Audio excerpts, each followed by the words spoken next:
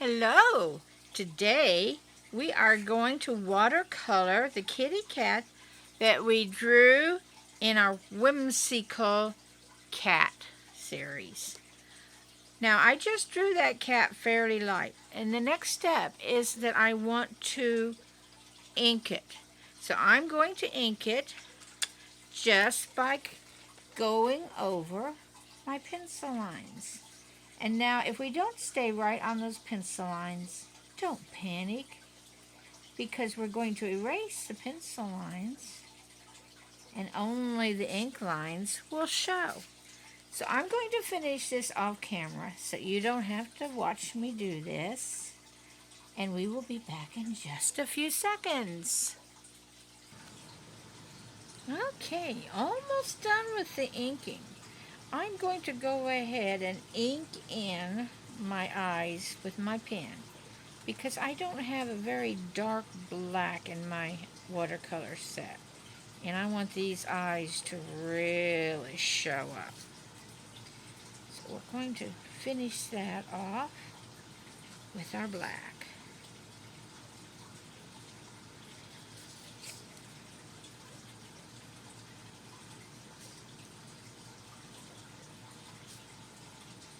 Now we're going to erase our pencil lines so they don't show. So get your eraser out. Be sure your ink is dried so you don't smudge it. I use a Sharpie brand pen, an ultra fine point, and I have had no problems with that smudging either when I erase or when I paint over it. But be careful what pen you use when you're going to paint over it. You really don't want to smudge that paint after you've gone to all this trouble to draw your cute kitty cat. Now take your time and be sure you get all of your lines erased. Now I'm trying to hurry a little bit so you don't have to wait too long watching me do this. But you have all the time in the world. Now, I like to use a big brush like this to clean off my eraser crumbs so it doesn't get in my paint. Okay, a quick check. Did I get my lines? It looks like I did pretty good.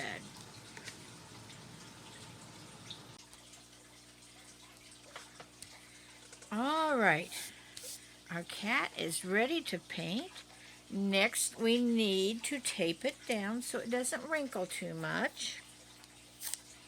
I like to use good old painter's tape for this because it doesn't tear your paper quite as much.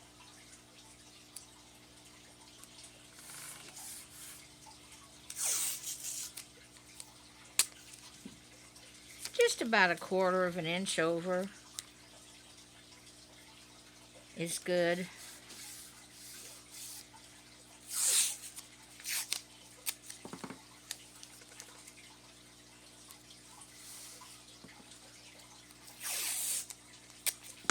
Now, I want to do an orange cat with a yellow muzzle, pink ears, a little red tongue, and some green grass. So I need to finish mixing some paint here. Now to mix paint, we want to activate the paint in our pans. And usually you need to let that set 2 or 3 minutes. But I've been using mine today, so they're pretty wet. And I want to be sure I have my paint mixed up the way I wanted it. Now I want to use my darkest orange, which is this one right here. So I'm going to darken my orange up here that I have over here. I'm just going to dip into that orange and mix it on my palette till I have it the way I think I want it, and then I'll check it here. So I'm going to come over and just do a swipe on a piece of paper. You know, I want that a little darker, so a little more paint over. It's always a good idea to get most of your paint mixed before you start. Then you don't have to stop and mix paint. There we go. I got a lot of water there, more than I should have. There we go. Now I'm going to wipe my brush off, get it damp and clean it here. And now I want to mix some yellow right here. It doesn't look like yellow, but when you mix it, it becomes a very nice yellow. And now we'll worry about the red a little later. Now, we're going to do what we call wet on wet. That's where we wet our paper first and then put wet paint on top. And you want to be careful with this, because if you put water places that you don't want paint, the paint's going to go there anyway. So be very careful and not get water in the ears, on the nose, on that little mouth, and just be as careful as you can be. So we're going to dip into the water. And since we're doing wet on wet, if you have watercolor paper, that is actually the best thing to use. But I'm using mixed media paper. And that will work just fine as long as I don't let it get too wet. Now, my water is slightly tinted. You really want to use clean water for this, but I think the tinted water will show up a little bit better for you to see it on camera. And so we just want to get all this wet for his body and faces. We don't have to worry about going out to the edges too much. We'll pull that over later. Down between his eyes, under his eyes, try not to hit his nose, and then over his muzzle. Now usually with watercolor, if we're using more than one color, we like to grab the light one first, and there's probably good reason for that. So let's do that. I want his muzzle to be yellow. I'm going to come over here and dip in my yellow. See if maybe you can't see my yellow. Okay, you can. All right. And I'm just going to dip it on his muzzle. Just drop it on there. Don't worry about actually doing brush strokes or anything at this point, because there's water on the paper, it's going to spread. You can see mine's already spread over here where I really would rather it didn't. I'm just going to move it back over. You know, like herding cattle or herding cats. It won't hurt if there's some yellow there. And now I'm going to pull this a little closer to the edges here, because I wanted a yellow muzzle, just a little bit, because it's going to go over there regardless. All right, and that is okay, because we're going to put some yellow over in here too. Now let's get our orange, and it'll probably bleed over here too, and that is fine. Roll your brush in your orange and just dab it over here. An orange and yellow tabby cat. I love cats. I don't know. If you're painting one, you probably like cats too. I have two cats of my own. I have a black one and then a stripy one.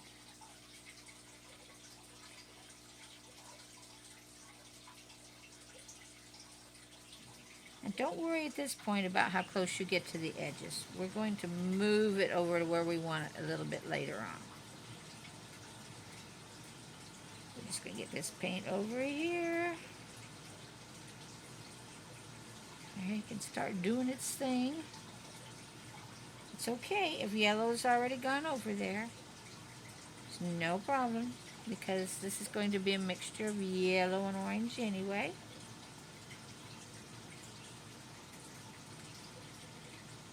When you do wet on wet, though, you are kind of on a time constraint to finish this part while it's wet. But it usually takes a little while for that to happen. Now, what's kind of neat, we want this yellow and this orange to kind of merge together. So, don't worry. Just kind of pull it over there to the edge. Now, I'm going to get a little pickier here, going around my nose and stuff. And now, while I still have it, I'm going to pull this orange out to the edges. I'm trying to hurry a little bit. You take your time and enjoy the process. There's no reason doing art if we don't enjoy doing art, is there?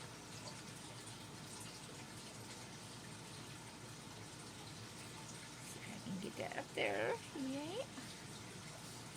My cute little kitty cat. Although I have a feeling he likes roaming the back alleys of the town, this little guy. He looks a little mischievous, doesn't he?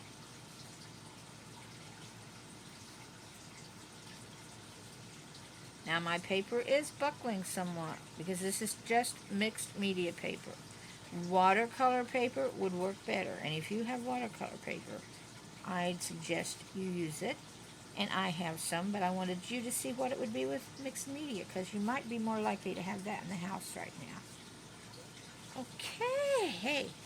Now I'm going to drop a little bit more yellow into the rest of his fur. So I'm going to clean off my brush so I don't get orange into my yellow mix. And I'm just going to drop a little bit of yellow into some of these spots. It'll give it a little bit of a yellow tint. Just every once in a while. You know, he's a mixture type of cat. Alright, very good. Got a lot there, didn't I? We're just going to let that be for a few minutes. Now, I'm going to try to get my orange up around the ears here. Now we're just going to go wet paint on dry paper because we want more control over this. Wet on wet, it's up to the paint what it does. So, you know, you're always kind of taking a chance, see? Now, if you do dry paper and wet paint, you have a little more control of what happens.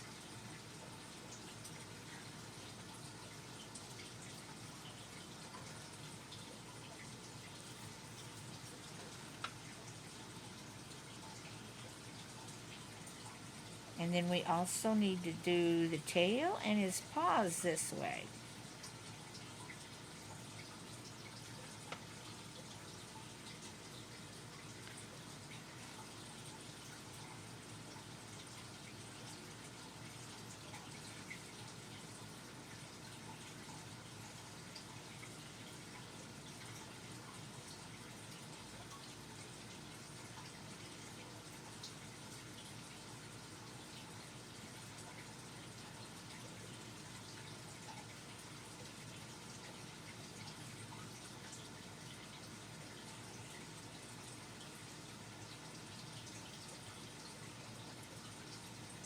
I've got this tail.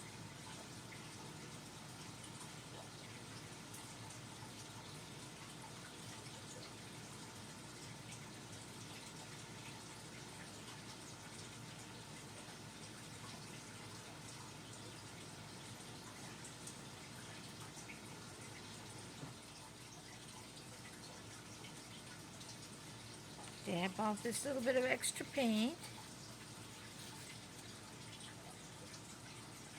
Okay, now let's get his paws. Let's see a little spot there I missed. Alright, get these paws painted.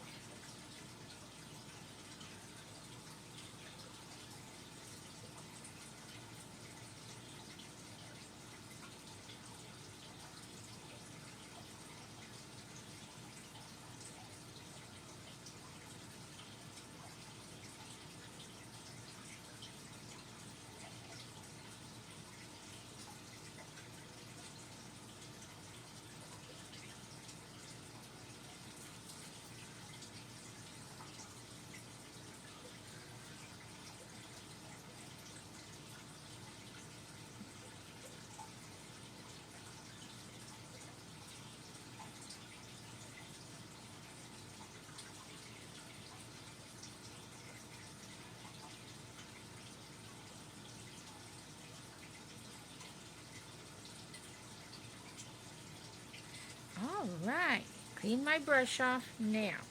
In watercolors, you don't want to put another color close to wet paint, unless it's the same color. But I want to put pink here and red here and pink here, and it'll just go out and wander around among my orange paint, and I don't want it to do that. So I have to let this dry. So I'm going to let this dry and be back with you in just a few seconds. Okay, I'm back. My kitty cat's mostly dry. There are a couple wet spots. And really, it might be wisest if I waited another half hour. But we're going to go for it and give it a try. It's fairly dry around the muzzle here, so let's do his tongue. Now, when you want a deep color, and I want a deep red for that, I'm going to go straight in to my pan red here. I should have had that soaking a little bit. It got dry while I was getting a snack. Okay, let's see what we've got. Oh, perfect. A nice deep red on my tongue.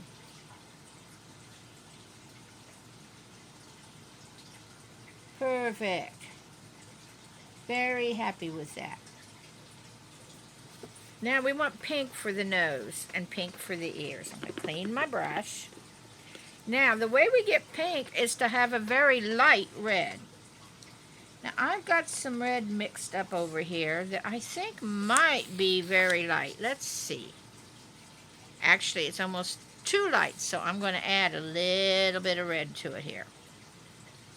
Just a little bit. Now let's see if we have a pink. We have a pink. See that pretty pink? All right, and it was smearing into the blue. I think we can go for it. Let's try it. I'm going to do this little nose.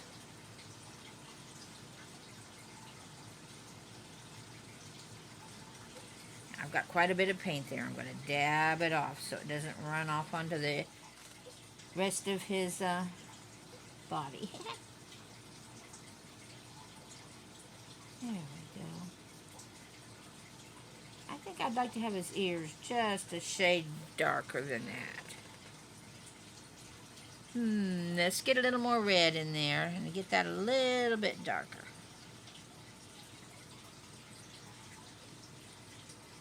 And we'll do his ears. Okay, let's see what we got there. Aha, that will do just fine.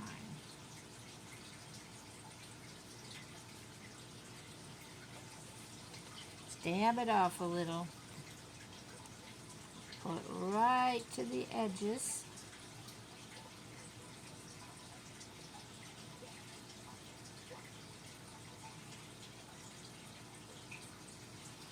Let me see what happens here. I think it's dry enough to handle it. And if it smudges in a little bit, it won't be a tragedy. There we go. Now let's get his other ear.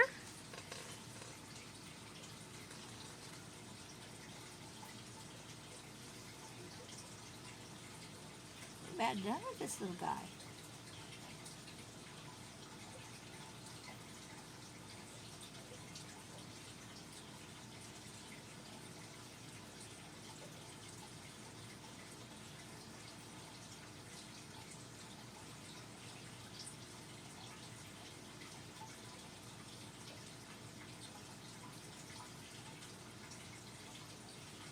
There we go. I think the only thing we need to do now is add a little bit of grass under his feet. So, let's see if my green's still here. Yes, it's still here.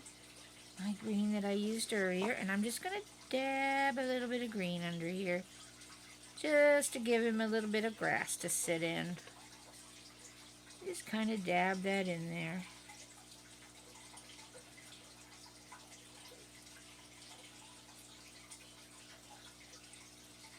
Give these a little wisp, maybe a few little wisps here at the edge. Yes, there we go. Time to stop.